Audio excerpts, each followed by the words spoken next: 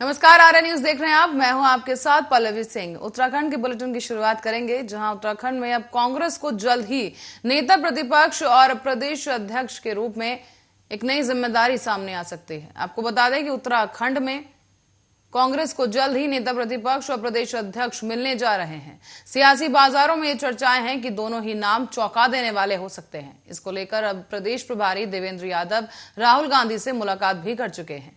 आपको बता दें कि पंजाब में शनिवार को नेता प्रतिपक्ष और प्रदेश अध्यक्ष के नाम फाइनल हो चुके हैं। 10 मार्च को आगे चुनावी परिणामों के बाद उत्तराखंड कांग्रेस बिना नेता प्रतिपक्ष और प्रदेश अध्यक्ष के ही है। ऐसे में अब कांग्रेस के कार्यकर्ता अपना नेता चुने जाने के इंतजार में है। लेकिन अब पंजाब में नेता चुने जाने के बाद उत्तराखंड में भी जल्द ही हाईकमान नेता प्रतिपक्ष और प्रदेश अध्यक्ष का नाम फाइनल कर सकते हैं। माना यह जा रहा है कि 1 से 2 दिनों में ये नाम फाइनल हो जाएंगे। साथ ही कांग्रेस विधानमंडल की बैठक होने के बाद अब नेता प्रतिपक्ष का नाम तय करने की जिम्मेदारी हाईकमान पर सौंपी गई है। तब से कांग्रेसी कार्यकर्ता इस इंतजार में हैं और अब विधानसभा चुनाव में कांग्रेस 5 राज्यों में हार गई थी, जिसके बाद कांग्रेस हाईकमान ने सभी राज्यों के प्रदेश अध्यक्षों से इस्तीफे ले लिए थे। इसी के साथ ही अब उत्तराखंड में विधानमंडल दल की एक बैठक हुई, लेकिन नेता प्रतिपक्ष के नाम पर फैसला नहीं लिया जा सका। चुनाव से ठीक पहले गणेश गोदियाल को उत्तराखंड कांग्रेस के प्रदेश अध्यक्ष की कमान सौंपी गई थी। गोदियाल को काफी कम समय मिला और इसी के साथ ही अब कांग्रेस प्रदेश में 2017 विधानसभा चुनाव से 8 सीटें ज्यादा भी जीत कर आई है। राजनीतिक पंडितों की अगर बात की जाए तो फिर नेता प्रतिपक्ष और प्रदेश अध्यक्ष का नाम चौंका देने वाला हो सकता है। सियासी हलकों में ये चर्चाएं हैं कि गणेश गोदियाल को कम समय मिला और ऐसे में पार्टी हाईकमान उनको एक बार फिर से प्रदेश अध्यक्ष की जिम्मेदारी सौंप सकती है। उधर नेता प्रतिपक्ष की दौड़ में निवर्तमान नेता प्रतिपक्ष प्रीतम सिंह और बाजपुर विधायक यशपाल आर्य का नाम चर्चाओं में बना हुआ है।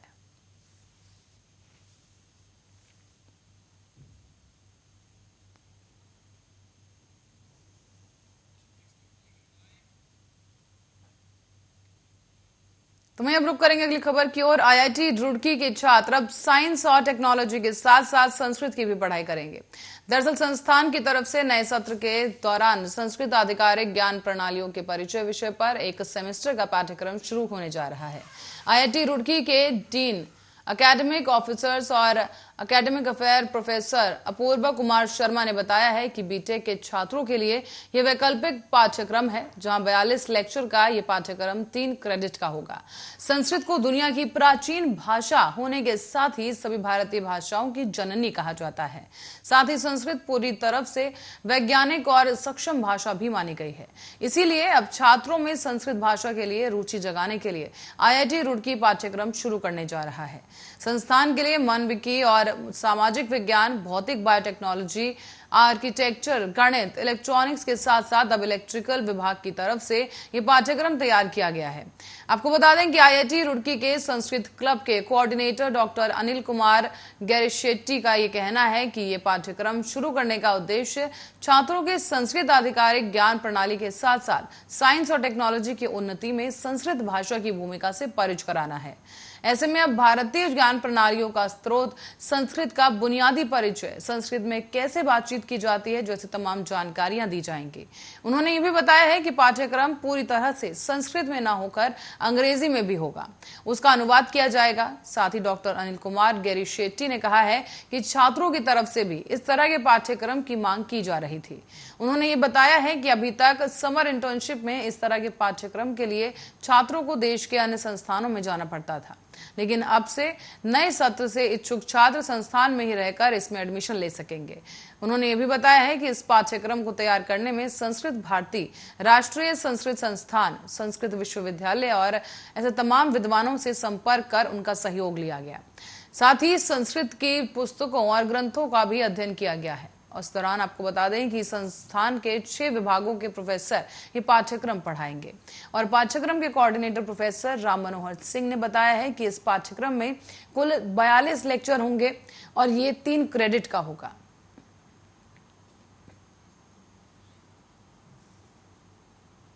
तो वहीं वैष्णो देवी हेली सेवा बुकिंग के नाम पर अब साइबर ठगों ने उत्तराखंड में देहरादून के एक व्यक्ति से करीब 9 लाख रुपए ठग लिए हैं।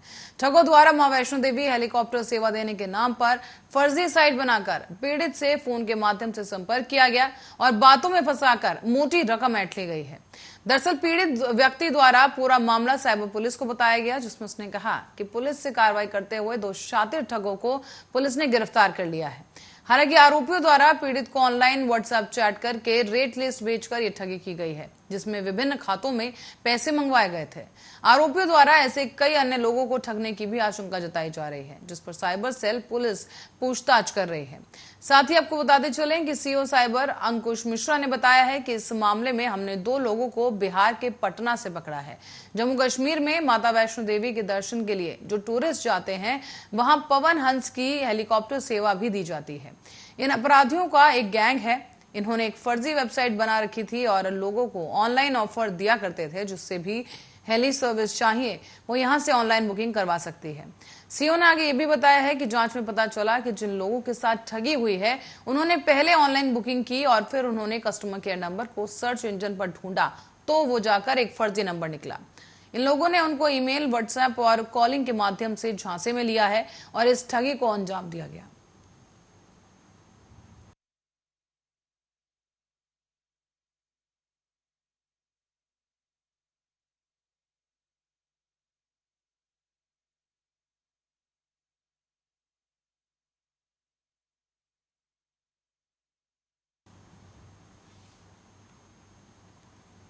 तो वहीं बढ़ेंगे अगली खबर की ओर। उत्तरकाशी में समुद्र तल से 3639 मीटर की ऊंचाई पर भटवाड़ी ब्लॉक के रैथल से करीब 8 से 9 किलोमीटर पर दायरा बुग्याल स्थित है, जहां पर शनिवार को जिलाधिकारी मयूर दीक्षित ने पैदल चलकर ट्रैकिंग रूटों के साथ ही दायरा बुग्याल का स्थलीय निरीक्षण कर लिया है। आपको बता दें कि जिलाधिकारी ने पर्यटक रूटों के मार्गों पर साफ सफाई रखने और मार्गों के विभिन्न स्थानों पर विश्राम स्थलों के बेहतर रखरखाव को लेकर वन महकमे के अधिकारियों को आवश्यक दिशा निर्देश दिए। जिलाधिकारी मयूर दीक्षित ने यह भी कहा है कि प्राकृतिक नसगैरिता से भरपूर प्रसिद्ध दायरा बुग्याल पर्यटन के मानचित्र पर विशेष स्थान रखता है। पर्यटन के क्षेत्र में दायरा बुग्याल को विकसित किए जाने के लिए बेहतर प्रयास किए जाएंगे। जिलाधिकारी ने आगे ये भी कहा कि दायरा बुग्याल और बारसू ट्रैक रूटों का स्थलीय निरीक्षण भी किया। उन्होंने कहा है कि ट्रैक रूटों में जिन जिन जगहों पर भूस्खलन संभावित स्थान है और वहां से मार्ग खराब हो गया है, वहां पर योजना में उन कार्यों को प्रस्तावित करके पूर्ण किया जाएगा। साथ ही आपको बता दें, जिलाधिकारी ने वन क्षेत्राधिकारी को निर्देशित करते हुए कहा है कि बारसू और रैथल पर्यटक रूटों पर स्वच्छता बनाए रखने को लेकर विभिन्न स्थानों पर साइन बोर्ड लगाए जाएं। जिलाधिकारी ने बारसू से 4 किलोमीटर दूरी पर स्थित बरनाला में हैदराबाद से आई प्रशिक्षुओं, आईपीएस और आईएफएस, आईडीईएस और आईआरएसओ से भी मुलाकात की है और उन्हें उत्तरकाशी के प्रमुख पर्यटक ट्रैक्स पर रूट की जानकारियों के बारे में अवगत करवाया। जिलाधिकारी ने सभी प्रशिक्षुओं और उन सबसे ही प्राकृतिक का आनंद लेकर अवश्य पर्यटन रूटों पर साफ सफाई में अपनी सहभागिता भी बनाए रखने को कहा।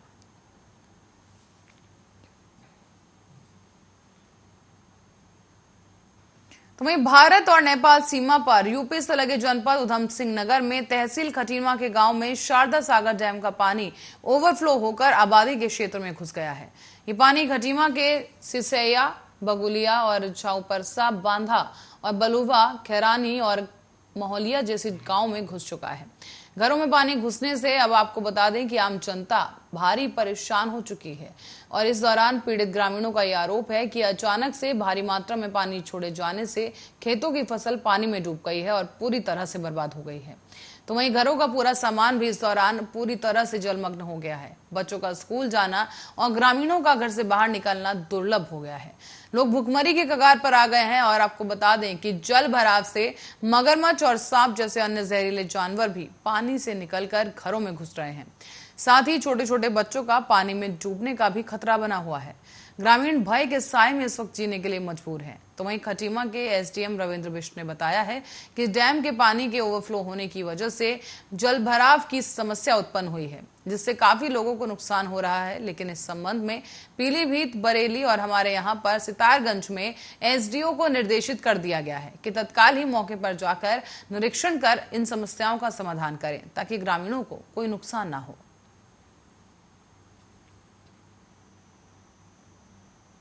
और उत्तराखंड के पौड़ी में गुलदार की सक्रियता वन विभाग की नींद उड़ा रही है।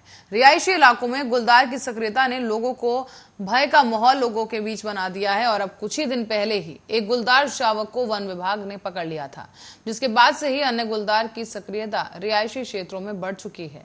स्थानीय लोगों और वन विभाग को यह अंदेशा है कि ये मादा गुलदार है, जिसकी सक्रियता काफी पहले से क्षेत्र में बनी हुई है। हालांकि हर बार स्थान परिवर्तन करने के कारण ये मादा गुलदार उनके हत्थे नहीं चढ़ पाई, जबकि मादा गुलदार और उसके शावक को पकड़ने के लिए वन विभाग ने काफी प्रयास किया है।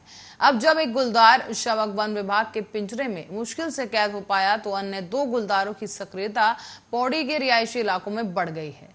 आपको बता दें कि वन विभाग को अंदेशा है कि मादा गुलदार ने अब अपने शावक की तलाश में भटकना शुरू कर दिया है, जो कि आक्रामक भी हो सकती है। मवेशियों को निशाना बना चुकी है और गुलदार ने अब तक 2 मवेशियों को अपना निवाला बना चुका है। ऐसे में अब क्षेत्र में भय का माहौल है। गुलदार की सक्रियता बढ़ जाने की वजह से अब वन क्षेत्राधिकारी ने विभाग की टीम के साथ कई क्षेत्रों में पिंजरे लगा दिए हैं, जबकि वन विभाग की टीम रात्रि गश्त कर गुलदार की सक्रियता पर नजर बनाए हुए है, ताकि वो किसी भी तरह से जनहानि ना हो सके। गुलदार की सक्रियता को लेकर पौड़ी के वन क्षेत्राधिकारी अनिल भट्ट का कहना है कि वो अपने भोजन के लिए आवारा पशुओं को निशाना बनाएगी, जिससे घबराने की जरूरत नहीं है। हमारा उद्देश्य सिर्फ ये है कि जनहानि ना होने पाए। कल भी हमने एक पिंजरा लगाया था, लेकिन वो वहां पर दिखाई नहीं दी और अब जानकारी के अनुसार बैजवाड़ी मोहल्ले में टीम को गश्त के लिए भेजा जाएगा और कोशिश की जाएगी कि इस प्रकार की घटना एक बार फिर से ना हो।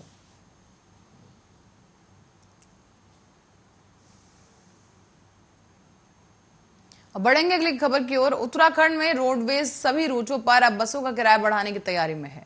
इसके लिए रोडवेज प्रबंधन ने प्रस्ताव भी तैयार कर लिया है, जिसे राज्य परिवहन प्राधिकरण को भेजने की तैयारी की जा रही है। दरअसल रोडवेज ने अभी सिर्फ उन्हीं रूटों पर किराया बढ़ाया है जहां पर टोल प्लाजा है। दरअसल ये निर्णय टोल टैक्स बढ़ाने पर लिया गया था और ऐसा माना जा रहा है कि अब रोडवेज सभी रूटों पर किराया बढ़ाने को लेकर प्राधिकरण पर दबाव बनाएगा। रोडवेज ने इसका प्रस्ताव भी बना लिया है, जिसे अब राज्य परिवहन प्राधिकरण को भेजे जाने की तैयारी है। रोडवेज का ये तर्क है कि बसों का किराया फरवरी 2020 में बढ़ाया गया था, तब से डीजल के दाम 60% तक बढ़ चुके हैं। तो वहीं वाहनों के मरम्मत का खर्च भी बढ़ाया गया है। किराया नहीं बढ़ने के कारण रोडवेज को आर्थिक नुकसान हो रहा है। वर्तमान में रोडवेज की मासिक आय 55 करोड़ तक है, जबकि खर्च 58 करोड़ पहुंच गया है। जानकारी के अनुसार रोडवेज निजी और टैक्स जैसे तमाम का किराया और ट्रकों का माल भाड़ा एसटीए तय करता है और ऐसे में एसटीए ने यात्री किराए के दोबारा निर्धारण को लेकर रिपोर्ट मांगी थी। स्थानीय स्तर की रिपोर्ट मिल गई है, लेकिन अल्मोड़ा, पौड़ी और हल्द्वानी आरटीओ से अभी तक रिपोर्ट नहीं मिल सकी, जबकि उन्हें कई बार पत्र भी भेजे जा चुके हैं। ऐसे में परिवहन मंत्री जल्द ही बैठक करेंगे, इसीलिए भी एक सभी आरटीओ को रिपोर्ट भेजे जाने को लेकर पत्र लिखा गया है।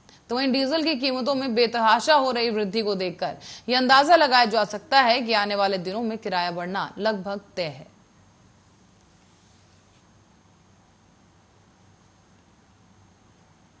उत्तरकाशी जिला मुख्यालय में गंगोत्री हाईवे से सटे वरुणावत तलहटी से लेकर संग्राली टॉप तक वरुणावत पर्वत पर भीषण आग लग गई है। इस पर्वत पर रात भर में धू कर आग जलती रही और सुबह तक इसने विकराल रूप धारण कर लिया और अब यह आग वरुणावत की तलहटी पर आवासीय बस्ती की ओर फैलती नजर आ रही है। इससे लोगों में अब दहशत का माहौल बना हुआ है। तो वहीं लाखों की वन संपदा भी जलकर खाक हो चुकी है। वरुणावत पर लगी आग का तमाशा पूरा शहर देख रहा है। वन विभाग के कर्मचारी टॉर्च लेकर रात भर में आग बुझाने के प्रयास में जुटे हैं, लेकिन भीषण आग के लपटों के आगे विभाग के सारे तामझाम धरे के धरे रह गए। करोड़ों रुपए खर्च कर वरुणावत पर्वत पर की गई प्लांटेशन आगे से जलकर खाक हो चुकी है। साथ ही रात में जंगली जानवर भी जान बचाकर शहर की ओर भाग रहे हैं। इससे भी कई लोग घबराए हुए हैं। तो वहीं दूसरी तरफ वन विभाग के अधिकारी इस पर बात करने के लिए तैयार नहीं। आपको बताते चलें कि उनसे संपर्क करने की भी लगातार कोशिश की जा रही है, लेकिन संपर्क नहीं हो पाया। हालांकि वर्णावत पहाड़ी के जंगलों में दोपहर को ही आग सुलग चुकी थी और देखते ही देखते देर शाम तक आग ने विकराल रूप ले लिया। वर्णावत पर्वत रात भर धुंधुकर जलता रहा और इससे लाखों की वन संपदा जलकर खाक हो गई है। जनपद में आज तक ऐसी आग कभी देखने को नहीं मिली। जनपद मुख्यालय के वर्णावत पर्वत पर पूरा जलकर राख हो चुका है ये पर्वत, और इससे पहले 2003 में यहां पर ऐसी त्रासदी देखने को मिली थी। इसमें पूरा शहर बहुत बड़ी मात्रा में तबाह हो चुका था। साथ ही आपको बता दें कि उस समय तत्कालीन पूर्व प्रधानमंत्री अटल बिहारी वाजपेयी ने 282 करोड़ की धनराशि स्वीकृत की थी। उसी दौरान इस पर्वत पर निर्माण कार्य करवाया गया। पर्वत पर कई कीमती पेड़ भी लगाए गए थे।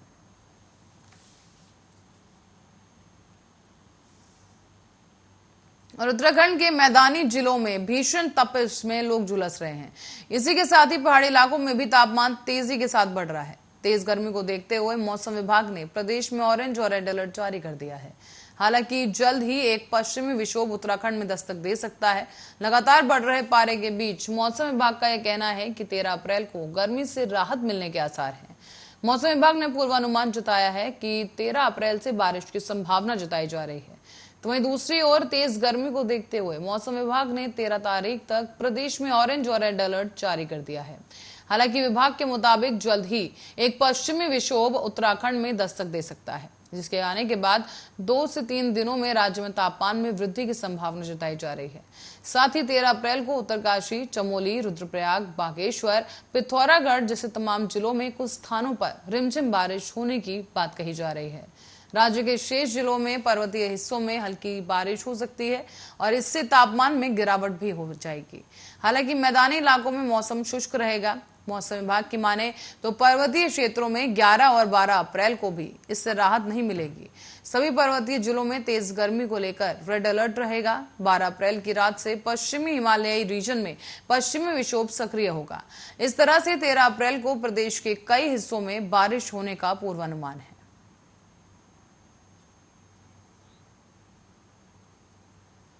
तो कांग्रेस ने अब रविवार को गणेश गोदियाल के स्थान पर करण महारा को अपनी उत्तराखंड इकाई का अध्यक्ष नियुक्त कर दिया है। कांग्रेस ने यशपाल आर्य को राज्य विधानसभा में कांग्रेस विधायक दल का नेता और भुवन चंद्र कापड़ी को कांग्रेस विधायक दल का उपनेता नियुक्त कर दिया है। बता दें आपको कि भुवन चंद्र कापड़ी को चुना गया है विधायक दल का उपनेता। पार्टी के एक आधिकारिक बयान में कहा गया, कांग्रेस अध्यक्ष सोनिया गांधी ने करण महारा को उत्तराखंड प्रदेश कांग्रेस कमेटी का अध्यक्ष और यशपाल आर्य को उत्तराखंड कांग्रेस विधायक दल का नेता चुन लिया है। साथ ही भुवन चंद्र कापड़ी को कांग्रेस विधायक दल का उपनेता नियुक्त किया गया। 5 राज्यों में हाल ही में संपन्न हुए विधानसभा चुनावों में कांग्रेस की हार के बाद उत्तराखंड चौथा ऐसा राज्य है जहां कांग्रेस इकाई में बदलाव करते हुए नया पीसीसी प्रमुख नियुक्त किया गया हो। कांग्रेस अध्यक्ष सोनिया गांधी पहले ही पंजाब, मणिपुर और गोवा में राज्य इकाइयों में फेरबदल कर चुकी हैं। उन्होंने इन राज्यों में सभी पीसीसी प्रमुखों से कहा कि वो अपना इस्तीफा दे ताकि पार्टी इकाइयों में बदलाव किया जा सके। अब आपको बता दें कि कापड़ी ने विधानसभा चुनाव में तत्कालीन मुख्यमंत्री पुष्कर सिंह धामी को हराया था। आपको ये भी बता दें कि उत्तराखंड विधानसभा चुनाव में करारी हार के बाद कांग्रेस ने अध्यक्ष गणेश गोदियाल से इस्तीफा ले लिया था। फिलहाल कांग्रेस ने राज्य के लिए अपना नया अध्यक्ष चुन लिया है। वैसे करण महारा को इस बार विधानसभा चुनाव में हार का सामना करना पड़ा था, लेकिन कांग्रेस अध्यक्ष सोनिया गांधी पहले ही पंजाब, मणिपुर और गोवा में राज्य इकाइयों में फेरबदल कर चुकी हैं। उन्होंने इन राज्यों के सभी पीसीसी प्रमुखों से कहा है कि वो अपना इस्तीफा दें ताकि पार्टी इकाइयों में बदलाव किया जा सके।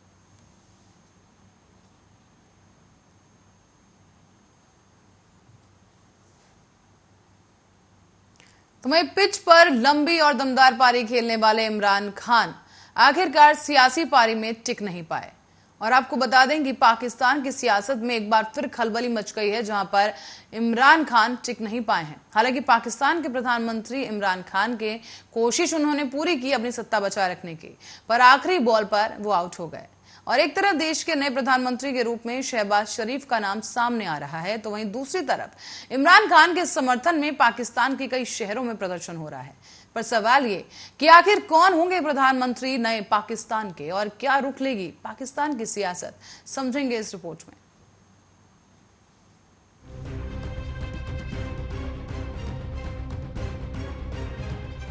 आखिरी बॉल तक खेलने का दम भरने वाला पाकिस्तान क्रिकेट का वह दिग्गज खिलाड़ी सियासत की पिच पर क्लीन बोल्ड हो गया। पड़ोसी मुल्क में पिछले एक महीने से चली आ रही सियासी उठक पटक के बीच आखिर वही हुआ जिसकी संभावना जताई जा रही थी, और आखिरी ओवर में ऐसा पासा पलटा कि इमरान खान को पीएम हाउस छोड़ना पड़ा। दरअसल अमेरिका की साजिश का आरोप लगाकर इमरान खान संसद के स्पीकर और उनके पूरे सहयोगियों ने सरकार बचाने की तमाम कोशिशें की, लेकिन सुप्रीम कोर्ट से झटका लगने के बाद गेम ओवर हो गया। 9 मार्च का दिन मुकर्रर हुआ और पाक संसद में दिन भर ड्रामा चला।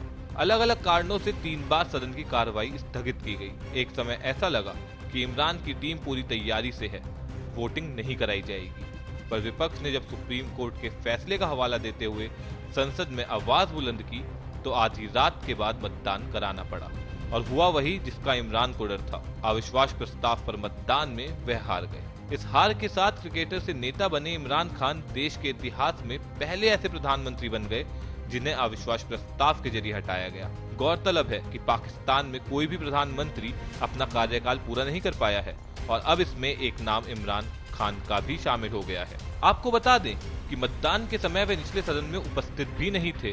रात में ही खबर आ गई थी कि वोटिंग से पहले इमरान खान ने आधिकारिक आवाज छोड़ दिया है। संयुक्त रूप से विपक्ष ने पहले ही घोषणा कर दी थी कि पाकिस्तान मुस्लिम लीग नवाज के अध्यक्ष शहबाज शरीफ उनके संयुक्त उम्मीदवार होंगे।